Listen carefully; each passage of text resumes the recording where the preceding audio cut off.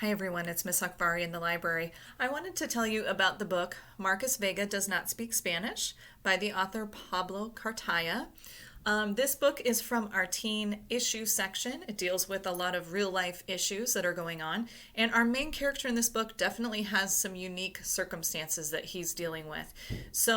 Marcus is an eighth grade student, but he is kind of set apart. He's sort of unique. He stands out when he walks down the halls because he's already looks like a full grown man.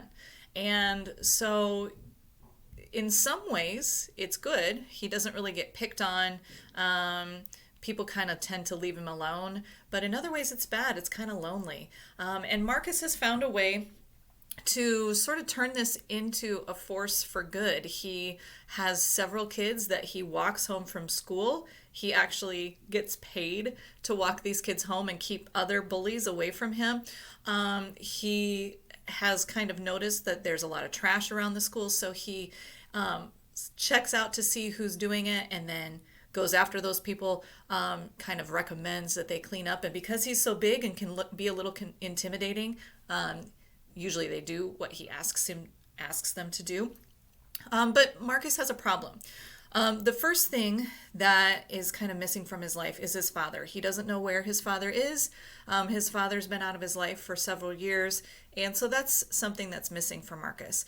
The other thing that's missing for Marcus is even though he's well known at his school, it's kind of lonely for him to be the big guy that is sort of protecting other people.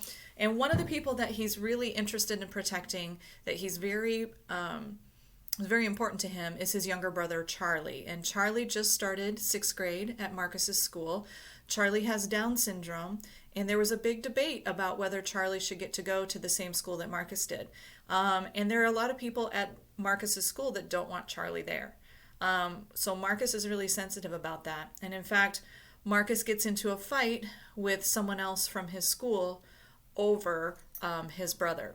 And Marcus is punished pretty severely for that. He's suspended.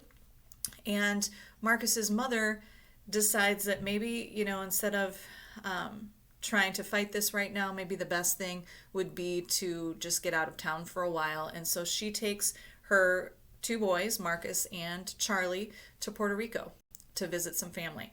And Marcus is very excited to be there because he knows that his dad is in Puerto Rico somewhere. And he's convinced that if he can find his dad, maybe some of these missing pieces in his life will start to fall into place. This story, I think, is really heartwarming. It's really funny. Marcus is a great narrator. And I've never really thought about what that's like to be in eighth grade but look like you're an adult and have people treat you that way. It's kind of unfair if you think about it, because any of his decisions that he makes aren't really judged as how an eighth grader might make them. They're judged as how an adult might make them. And because of his size, any reactions that he has are kind of taken as bullying, even though that's not the case. So if you like books about school stories, if you like books about characters kind of trying to figure out their place in the world, if you're interested in Puerto Rico or any of those things, or just looking for a really good read, I would recommend that you pick up Marcus Vega Doesn't Speak Spanish.